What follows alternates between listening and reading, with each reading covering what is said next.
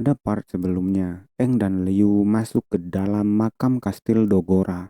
Di dalam makam Kastil Dogora, terlihat seperti pedesaan yang sudah hancur dan ditinggalkan. Dan di dalam makam, Eng dan Liu memantau demon. Memantau dua demon dari kejauhan. Liu berkata, tempat ini sudah sepenuhnya dikuasai oleh demon. Menjawab itu, Eng mengiyakan. Lalu berkata, ada sebuah alasan kenapa Kastil Dogora disebut kastil daripada hanya sebuah kota. Lalu dia bertanya kepada Liu, apakah kau tahu kalau Kastil Dogora dulunya adalah sebuah tempat yang dapat menyaingi City of Dawn? Karena tempat ini terletak di tengah-tengah negara. Di masa lalu, tempat ini adalah sebuah kota berkembang dengan banyak kehidupan. Tapi karena invasi demon, perlahan kota ini menjadi reruntuhan. Pada akhirnya tempat ini menjadi medan perang dengan sendirinya. Setelah itu, kastil kuno di kota yang difungsikan sebagai pusat benua diambil alih oleh demon. Dan tidak ada satupun yang berani melanjutkan hidup di sini. Manusia mulai menyebut kota ini sebagai kastil daripada kota.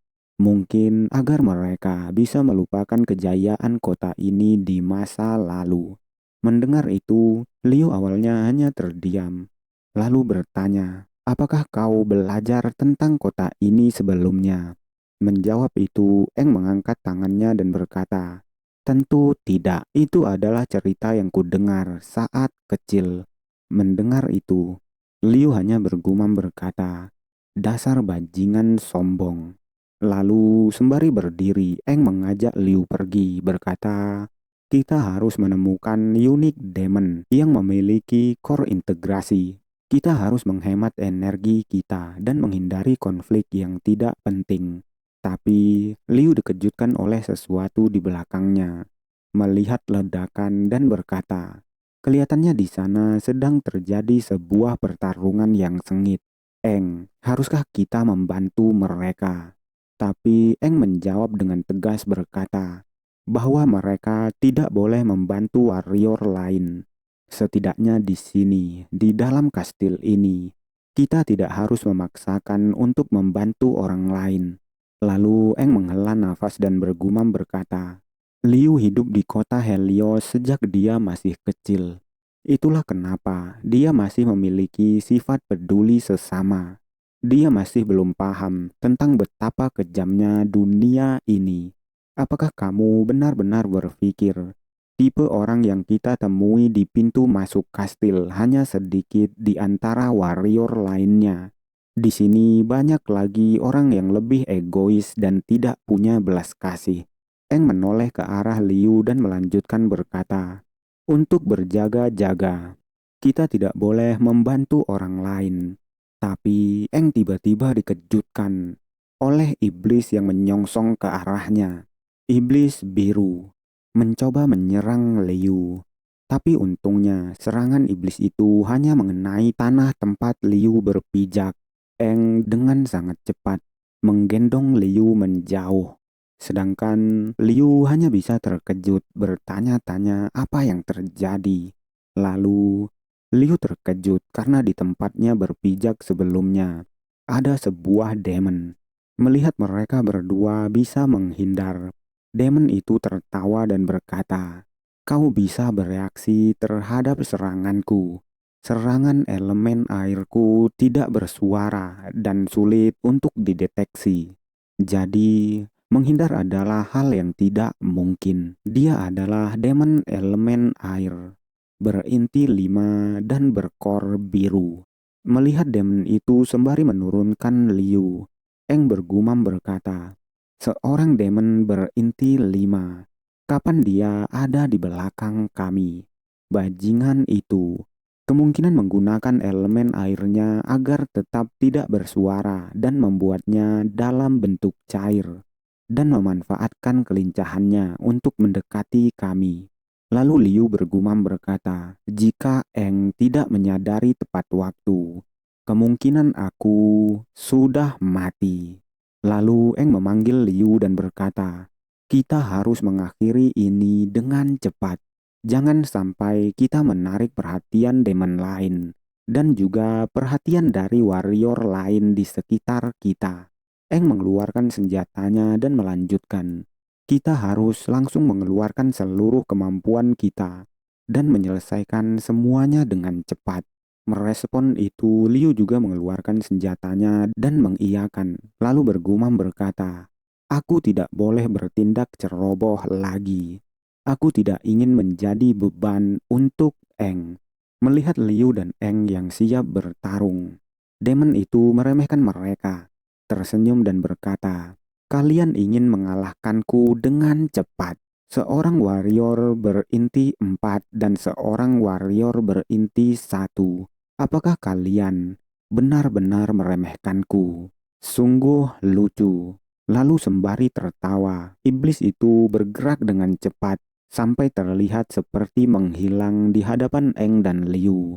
Lalu tiba-tiba berada di atas Liu dan Eng, sembari berteriak mengatakan, "Sekali."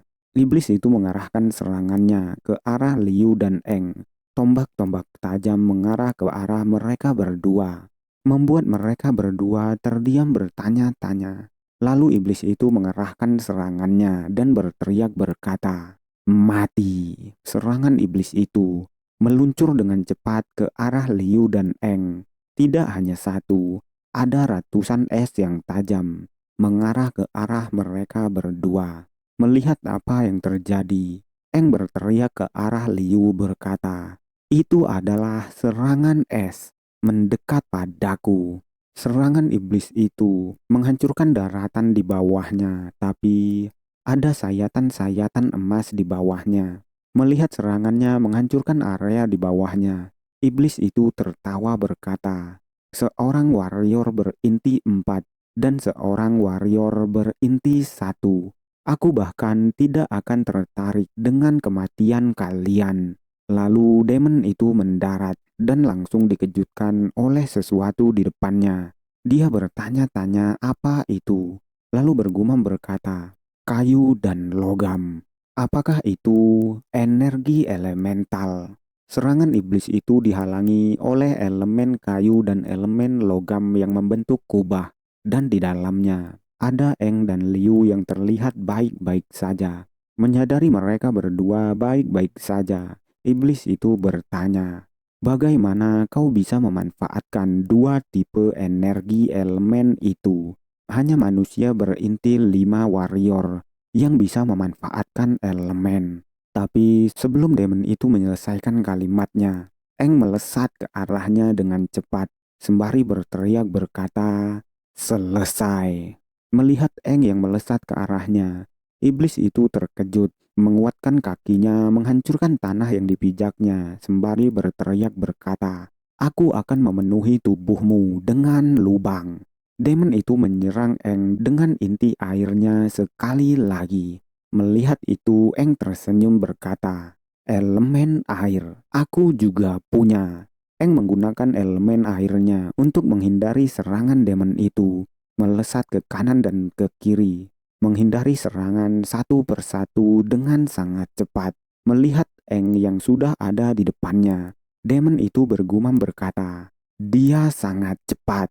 Dan Eng bertanya, "Apakah kau terkejut?" Merespon itu, demon itu tersenyum, tertawa dan berkata, "Dasar bodoh, jadi kenapa kalau kau bisa menggunakan elemen air juga? Kau pikir kau bisa menandingi kecepatan dan elemen airku?"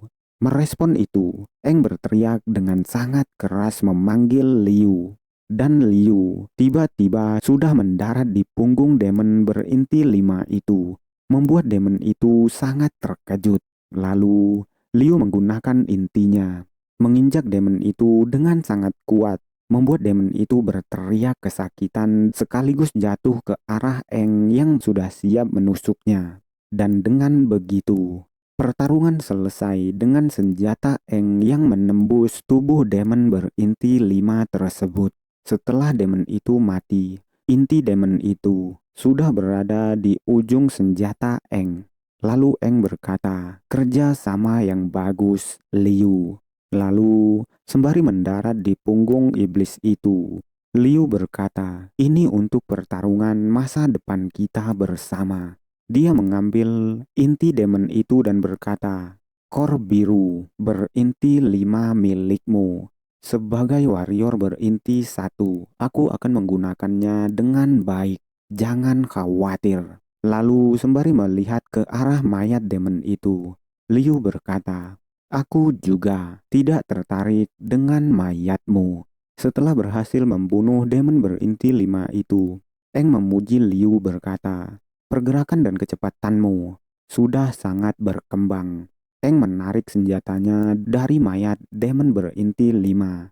Lalu Liu menjawab berkata, "Mungkin kamu lupa. Keluarga situ adalah keluarga seni bela diri. Pergerakan dan kecepatan seperti itu bukan apa-apa untukku." Merespon itu, Eng langsung mengajak Liu untuk meninggalkan tempat itu, karena pertarungan mereka sebelumnya pasti menarik perhatian demon lainnya. Dan sekarang, tapi sebelum Eng menyelesaikan kalimatnya, Liu terkejut melihat ke arah Eng berkata, "Kamu terluka. Ayo kita cari tempat untuk istirahat agar aku bisa menyembuhkanmu." Lalu sembari memegang lukanya, Eng tersenyum dan berkata, "Ini hanyalah goresan kecil. Kenapa kamu ingin mengobati goresan kecil seperti ini? Apakah aku selemah itu di matamu?" Merespon itu, Liu terlihat sangat serius berkata, "Kita sudah sepakat sebelum kita berangkat bahwa aku adalah orang yang bertanggung jawab tentang semua hal yang berkaitan dengan penyembuhan. Tidak peduli mau besar atau kecil, ini adalah sesuatu yang harus kulakukan, atau tidak ada alasan bagiku untuk berada di sisimu." Mendengar itu, Eng bergumam berkata, "Dia sangat berkarisma saat dia sedang serius. Dia benar-benar unsmiling raksa dari kota Helios." Lalu, Eng mengiyakan berkata, "Baiklah kalau begitu, kamu benar. Aku akan menggunakan kesempatan ini untuk beristirahat sebentar." Tapi tiba-tiba, Liu dikejutkan oleh sesuatu. Berteriak berkata, "Eng, minggir!" Dan itu sontak membuat Eng terkejut bertanya-tanya ada apa. Dan di belakang Eng, ada siluet raksasa mencoba menyerangnya. Serangan itu terlihat sangat keras, sampai membuat efek yang luar biasa. Retakan tanah tempat Eng dan Liu berada terlihat sangat besar karena tebasan siluet itu. Tapi untungnya, Eng masih bisa menangkis serangan itu dengan pedang besarnya. Sembari melirik ke belakang, Eng bergumam berkata, "Aku tidak percaya kalau kami sudah menjadi target." Lalu pria yang menyerang Eng berkata, "Memang benar, kalau kau tidak selemah seperti yang terlihat, itu adalah pria dengan kapak sebelumnya." Pria itu berkata, "Kelihatannya aku benar tentangmu. Meskipun kau mungkin hanyalah seorang warrior berinti 4, kekuatanmu sebenarnya lebih besar dari itu." Lalu Eng menekan senjatanya lebih keras, lalu mengibaskan senjatanya, membuat pria dengan kapak itu terdorong ke belakang. Merasakan kekuatan Eng, pria itu hanya terdiam. Dia adalah pria berkor merah dengan 6 inti, tipe elemen tanah. Melihat Eng sudah mendorong mundur pria itu, Liu tidak mau hanya diam. Dia mencoba mengeluarkan senjatanya berteriak memanggil Eng. Tapi tiba-tiba, dia dikejutkan oleh sesuatu. Itu adalah wanita rekan pria berkapak sebelumnya. Wanita itu menodong Liu dengan inti hijaunya berkata, "Karena kamu sangat memperhatikan orang itu, aku berhasil melumpuhkanmu dengan mudah."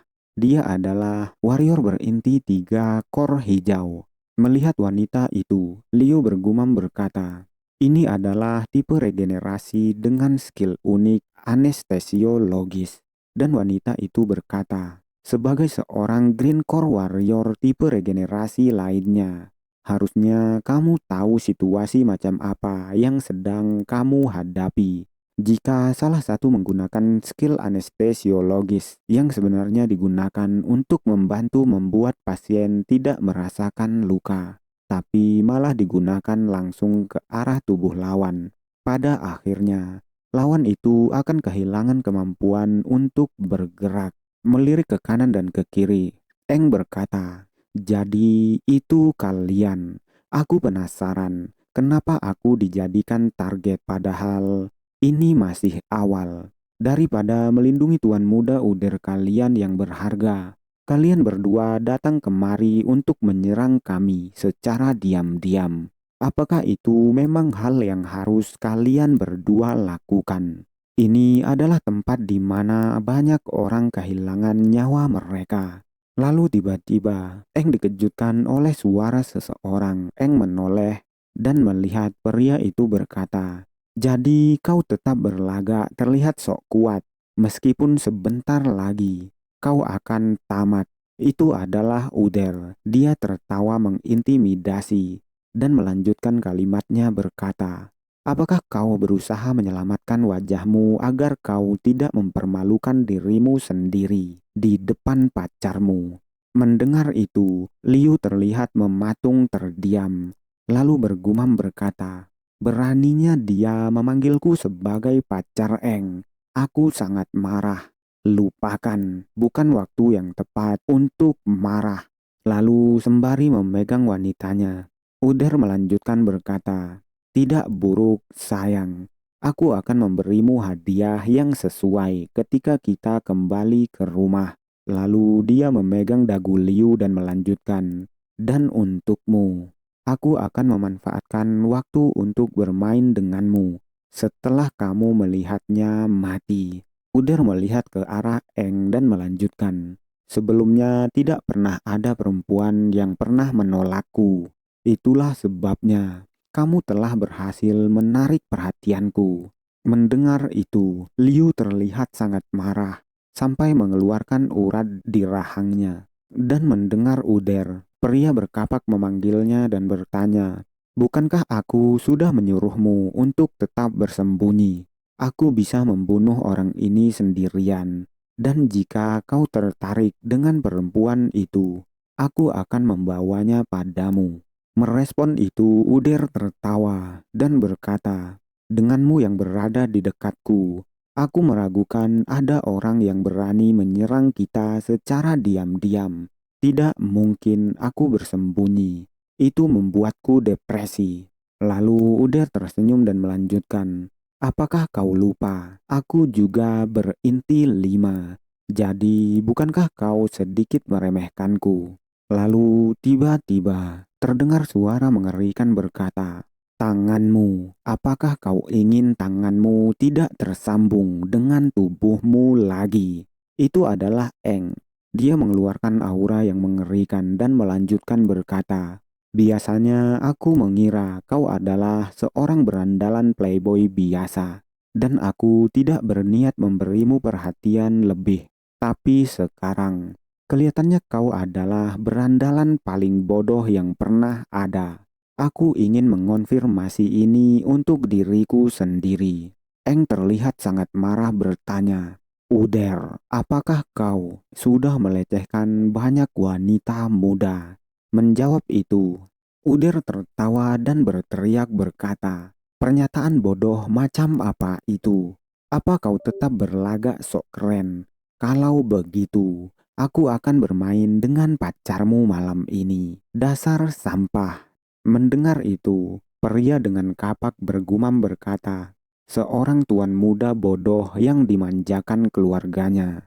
Dia tidak tahu berurusan dengan siapa. 5 inti warrior yang kau banggakan. Berapa banyak koneksi dan jaringan yang digunakan ayahmu yang berkuasa untuk membuatmu menyandang status warrior. Konyol sekali.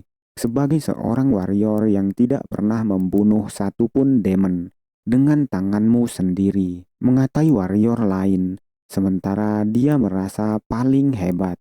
Aku adalah seorang warrior berinti 6, dan jika bukan karena uang dalam jumlah yang banyak, seorang bajingan yang menjengkelkan dan mengganggu sepertimu Sudah pasti aku sudah membunuhmu dari awal. Lalu pria itu menghela nafas dan berkata, Tuan Muda Uder, ayahmu memerintahkanmu untuk mendengarkan semua instruksiku ketika kita sudah berada di sini. Jadi, tolong. Sebelum pria itu menyelesaikan kalimatnya, Eng berkata, maka aku tidak akan ragu untuk membunuhmu. Eng melesat sangat cepat, membuat ketiga orang itu terkejut bertanya-tanya. Dan pria dengan kapak melesat sembari berteriak, awas! Lalu bergumam bertanya, kenapa ada elemen api di sekitar tubuhnya? Bukankah dia hanyalah seorang warrior dengan 4 inti? Bagaimana bisa dia mengontrol energi elemental, sedangkan Uder hanya terdiam? Lalu sembari melesat dan mengarahkan tinjunya, Eng berteriak berkata, berandalan sepertimu yang tidak melakukan apa-apa, tapi mengotori nama warrior. Kau tidak pantas hidup di dunia ini. Itu sontak membuat Uder sangat terkejut. Terlihat ketakutan berteriak meminta Eng untuk tidak mendekat dan bertanya pada dirinya sendiri berkata, kenapa aku tidak punya keberanian untuk berdiri melawannya? Dia hanyalah seorang warrior berinti 4 biasa, tapi cara dia menyerangku sekarang membuatnya terlihat seperti seorang demon god. Aura demon menyelimuti Eng, dan melihat itu, Uder hanya bisa berteriak meminta tolong. Dan sebelum Eng menyerang Uder, dia dikejutkan oleh pria berkapak yang sudah ada di belakangnya. Lalu sembari mengayunkan kapaknya ke arah Eng, pria itu berkata, aku akan mengambil tangan kirimu. Tapi Eng dapat menghindari serangannya dengan memutar tubuhnya. Dan setelah memutar tubuhnya, Eng langsung menebas ke arah pria berkapak itu. Pria itu memang bisa menangkis serangan Eng, tapi dia terpental sangat jauh karena kekuatan tebasan Eng. Menyadari itu, pria itu bergumam berkata, kelincahan dan kecepatan yang sangat hebat. Dia benar-benar mampu memanfaatkan energi elemen api. Bagaimana cara bocah ini melakukannya? Lalu dia melanjutkan gumamannya berkata, tapi elemenku juga tidak lemah. Setelah mencoba meyakinkan dirinya sendiri, pria itu dibuat terkejut sekali lagi karena melihat elemen kayu berada di depannya, mencoba menusuk tubuhnya. Pria itu masih bisa menghindari elemen kayu Eng, tapi lehernya tergores dengan serangan Eng.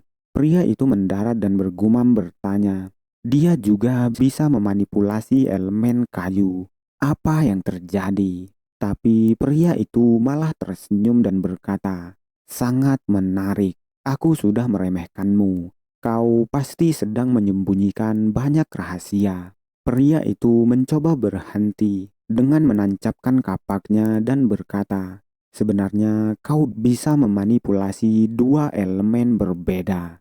Lalu setelah berhenti, pria itu melanjutkan berkata, aku tertarik mencari tahu bagaimana caramu untuk melakukan itu. Pria itu menggunakan elemen tanahnya berkata, jika aku bisa memanipulasi 2 tipe elemen, aku bisa menjadi lebih kuat dalam 10 menit. Aku akan bertarung sampai kau memberi tahuku semuanya. Mendengar itu, Eng mengeluarkan tipe ungunya dan berkata, begitukah? Lalu tiba-tiba pria itu dibuat sangat terkejut dengan tangan demon yang memegang kampaknya. Eng membangkitkan mayat demon berinti 5 sebelumnya dan menghentikan kapak pria besar itu.